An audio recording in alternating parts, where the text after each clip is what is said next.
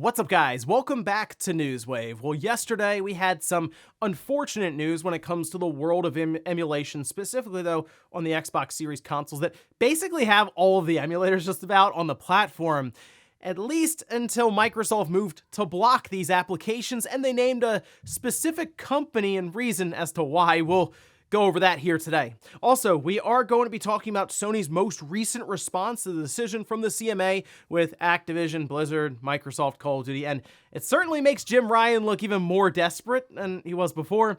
And we'll also be taking a look at a patent that was found recently when it comes to the DualSense controller and how Sony could be looking to innovate even further with it. Guys, if you enjoy these videos, make sure you hit that like button, helps that a ton. And if you're new here to the Spawnwave channel, make sure you subscribe down below. We're heading towards 700,000 subscribers now, so thanks to everyone who has hit that red button. We're going to start today, though, with Gamescom and opening night live. This, of course, from Jeff Keighley, who basically runs the entirety of gaming announcements or big events throughout the year. For Gamescom, we can see this posted up over on Jeff Keighley's account saying, "Get ready, Gamescom opening night live returns live on Tuesday, August 22nd.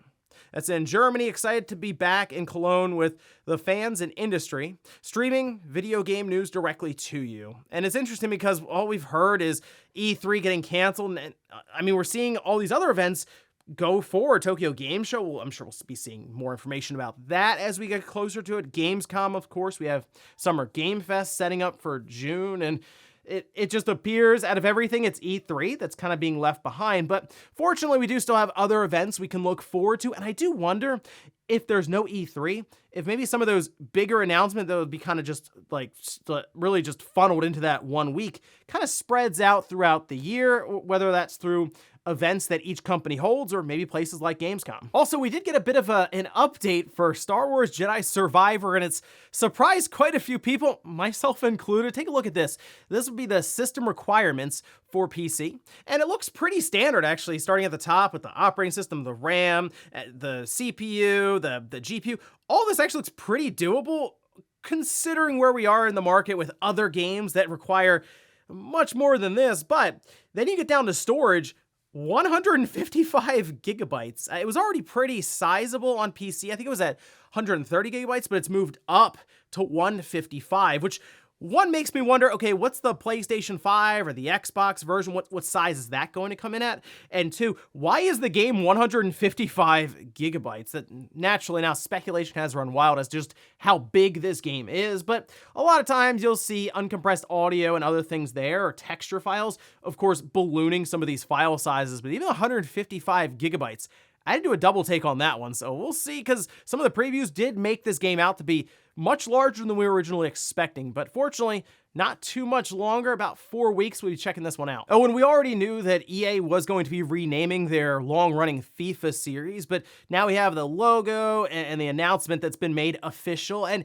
even when we can see more information on this, which this over on their Twitter account, nice little video kind of showcasing EA Sports FC in the press release. They do mention that in July, they'll be sharing more information. It appears they just wanted to let us know that it is happening, and they have the logo and all of this here. I was wondering if they would take this time maybe to, I don't want to say reboot the series, but rethink their football or soccer series overall, because it was feeling very stagnant. Obviously, it also made them a ton of money with FIFA Ultimate Team, which will also be renamed, I'm sure. I don't think that's going anywhere, but something tells me they're just going to change up the logo on the box and in the game and probably just be more of the same. I'm also curious what exactly the FIFA organization is going to turn up with here for their first outing, because while people look at these sports games and go, okay, yeah, it's just another year of that, it's still a difficult thing to get out every single year. So we'll see, I guess, what FIFA is able to come up with to go up against now EA Sports FC. And guys, with some of the quick news out of the way, let's get into the bigger stuff.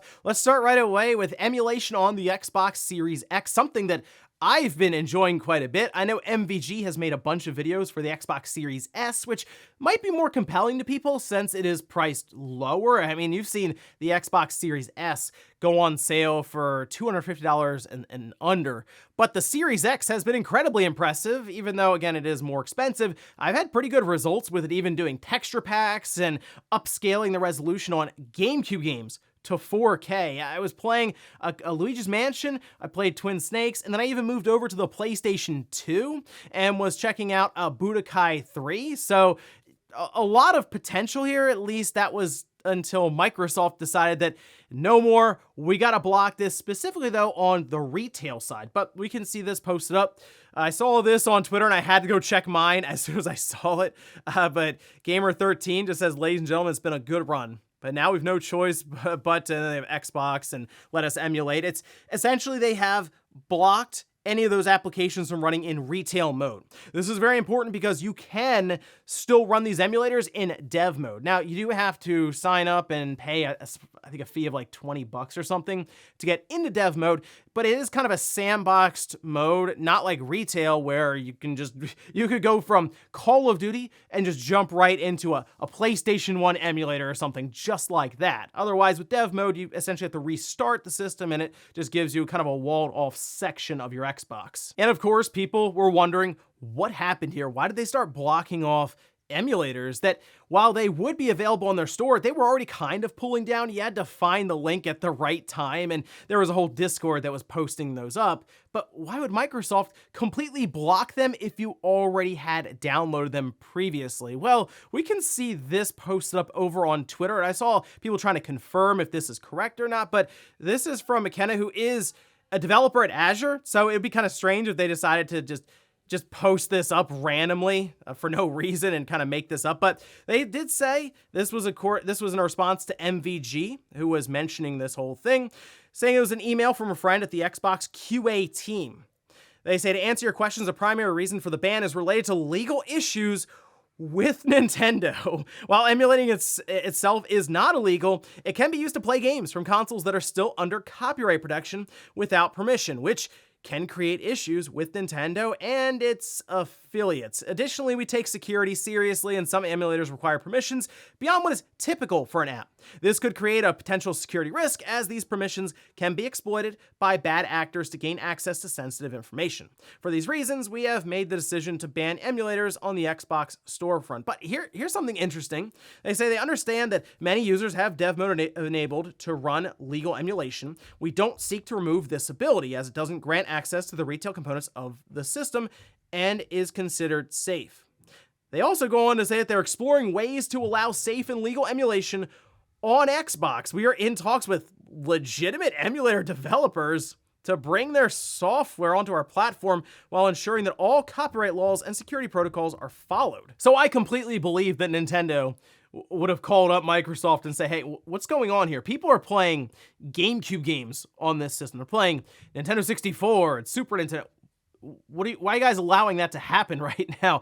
That's not hard to believe. And the fact that Microsoft mentioning that there would be security concerns, I mean, you kind of wrap that all together, and it's probably easy for Microsoft to justify blocking these applications. But it's disappointing. I'm curious how they're going to make that work from their angle, where they're saying, oh, we're looking into it. We're in talks with some of these developers for these emulators, and a lot of them being open source. It's generally a community effort, but there are typically a couple of people who are really behind these emulators. And then you look towards something like Dolphin, which is going to Steam, so maybe Microsoft can figure something out there. I still think Nintendo looks at this sideways, though, and can't really fathom the idea of why Microsoft is allowing some of these things to happen, where you see Metroid Prime being played on the Switch, and then also it's being played on the Xbox, so not shocking that Nintendo would reach out. This is all unfortunate news, obviously, because the Xbox Series was awesome, with emulators all over the dashboard. I had all of them on there, and it ran great, like shockingly well at times. But we'll see if we get any kind of follow-up from Microsoft in the future and how they're able to, I guess, get some of these emulators on there. We were talking like PlayStation 2, Xbox 360, and the fact that you could just start running things like the actual GoldenEye remake that people really wanted. Something tells me Microsoft was also looking at this kind of sideways as well. Also, I believe MVG is going to be making a video just around this entire situation and go more in depth on the emulation side of things and even some of the legalities, I guess, and possibilities on where we go from here. So make sure you check that video out over on his channel. Next up, let's talk about a new patent that was discovered from Sony. Now, when we see these patents go public, Typically, that means that the product has either come out or it was sort of shelved, or it's an idea that they're working with, but may never actually come to market, at least in the form that's being described. Sometimes you'll see ideas get patented, but this one is interesting because it does make you think about some of the other potential avenues that we could see Sony, Nintendo, or even Xbox take when it comes to innovating their controllers. Because I feel like many people are just content with what the controller is now on any of these platforms. Sure, maybe you want analog triggers on Nintendo's next system, but you're not asking them to just redefine the entirety of the controller. The layout is solid, and I think most of us can agree with that. But take a look at this. This is posted up and discovered by Xputer. They say Sony has published a new patent that discusses improvements to the haptic feedback feature and ability to emulate the controller temperature to reflect gameplay moments. Mentions a deformable elastic sensor, as well to replace the current plastic material used in PlayStation controllers. Now, I'm thinking about that, the deformable elastic around where, say, the rumble motors would be for the like the haptic feedback that we get, and it may work to more or less seal that motor up against the edge of the controller, and maybe it carries the vibrations better. So that makes sense, but they do mention here the shape or hardness of the portions of the elastic members, or the grips, changes in response to a process performed by the information processing apparatus such as a game, which makes it possible, for example, to present the material of a virtual object in a game space to the user as a haptic sensation. Present the temperature of the virtual object as a warm, cold sense, or the like. So I'll admit, I would have never thought that we would get to a point where we're saying, hey, if you walk into that lava world, all of a sudden your controller will start to heat up. Probably not like super hot, more like if you've been holding onto the controller really, really tight for a couple of minutes or something, and then you're like, oh, this is warm. Or the idea of going to, I guess, a snow level and it starts to get colder. That is sort of taking that level of immersion to the next level, I guess. But it does seem like something that is going to be underutilized, much like we do see with other controller features that more or less become gimmicks and just sort of put on the back burner by developers. So that's my only issue here. I like at least the creativity, and if anything, maybe they can figure out ways to get the haptic feedback that we feel now to be a bit stronger or more noticeable even at times, because they may go for a more subtle vibration. It doesn't quite hit the way they would like, but be able to work around that with different plastics that I guess deform even slightly would allow those vibrations to travel better. So you never know with some of these companies and what ideas they'll come up with, especially someone like Nintendo. But let me know what you think about the idea of your controller changing temperature or maybe even shape depending on what's going on screen. Next up, let's talk about Sony's response to the CMA's decision when it comes to Xbox and the Activision Blizzard acquisition. For the most part, the CMA is fine with the console side of things for Call of Duty, and they've mostly turned their attention now to looking into the cloud services aspect of the whole deal.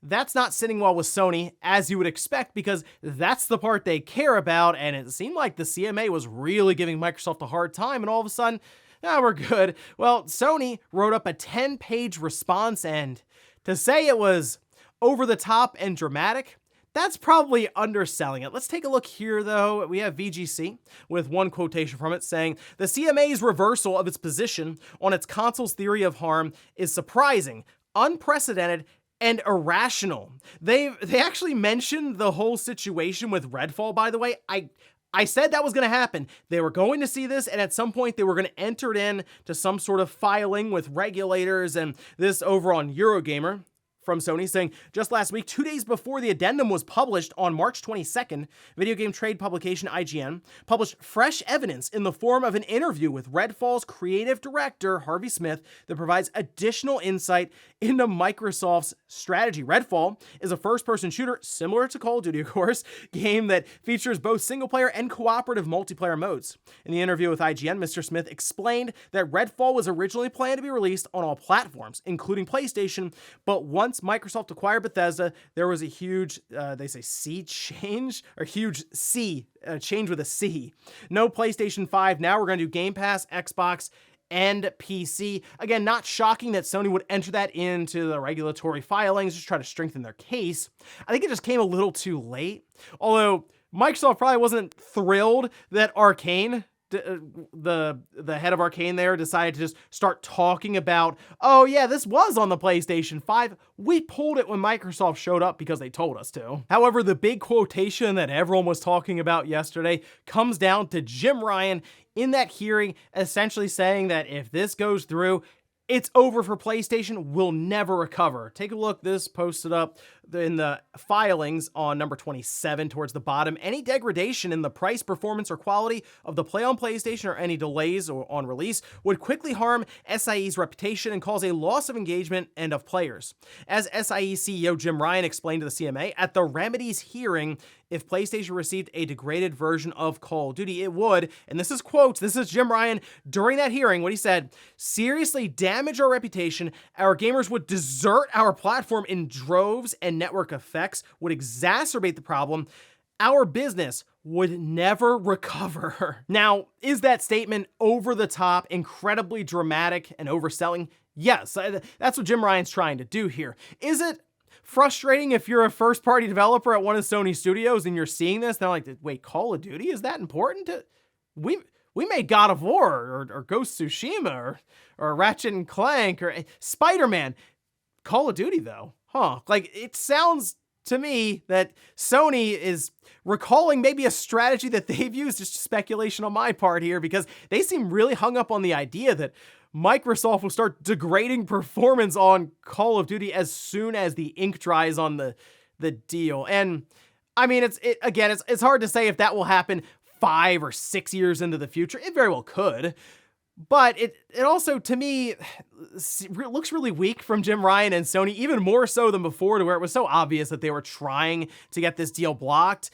And at this point, I think it's pretty clear that it's going through, at least with the CMA, as they've moved on from all of this. And that's just how hard Jim Ryan was pushing in that hearing. And I feel like that would have been around the same time that he said, no, I just want to block your deal. I don't care about anything else. We just have to stop you from getting Call of Duty. But with all of that said, I do have some good news actually for this entire situation. April 26th, the CMA will post up their final decision and findings, and that should be it for the CMA at least, and they've been seemingly the most public with all of this information. So that means you'll probably see a slowing of news around all of this, and we'll just wait for some of the big updates from the FTC and a couple of other regulatory bodies around the world. But I think once the CMA has their decision in, and it seems like it's going to be a decision of we approve this deal, I feel like the rest of the other dominoes are going to fall into place, and most likely this deal will be wrapped up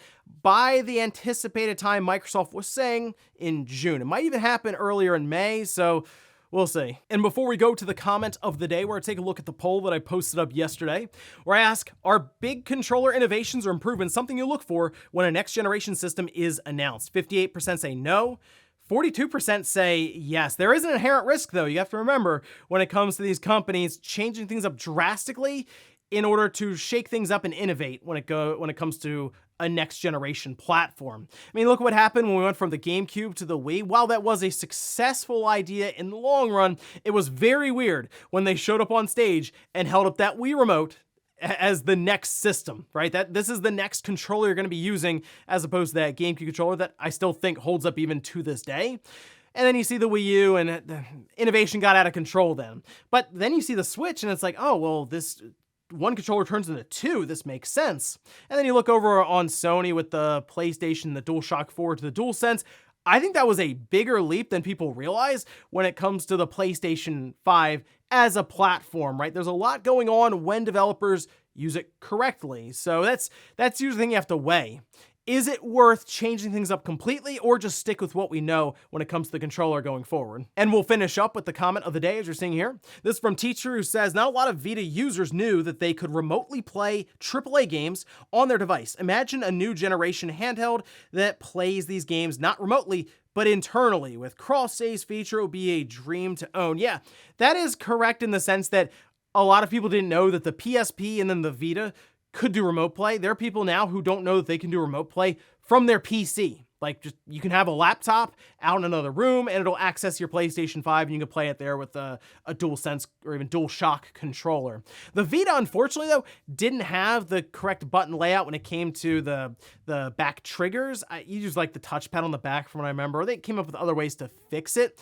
But I think that's Sony's thought process now is if we provide basically a DualSense layout with a screen in the middle, people may be more receptive to the idea of remote play as opposed to carrying a controller with you, setting that up with like the weird clamp and stuff for your phone, or using a backbone attachment. No, this is a dedicated device for remote play. It's possible it could work, but to be honest, everything hinges on that price point and if they can get it at a good spot, because 300, it's like, ooh, but 200, people might be a little curious. And ladies and gentlemen, that's going to do it here for Newswave. If you enjoyed this video, guys, hit that like button. If not, hit the dislike. Leave comments down below about everything we talked about here today. Whereas Microsoft moving to block emulators that you may have already downloaded onto your Xbox Series, apparently because of security, and Nintendo. And then also, what about Sony going above and beyond when it comes to the dramatics, we'll say, during that hearing with Jim Ryan saying that it would basically destroy the platform and they would not be able to recover from it if Call of Duty came out in a worse state on PlayStation. Thanks guys for watching. Have a great weekend. I'll see you back here Monday morning, 8 a.m. Eastern Time for Newswave.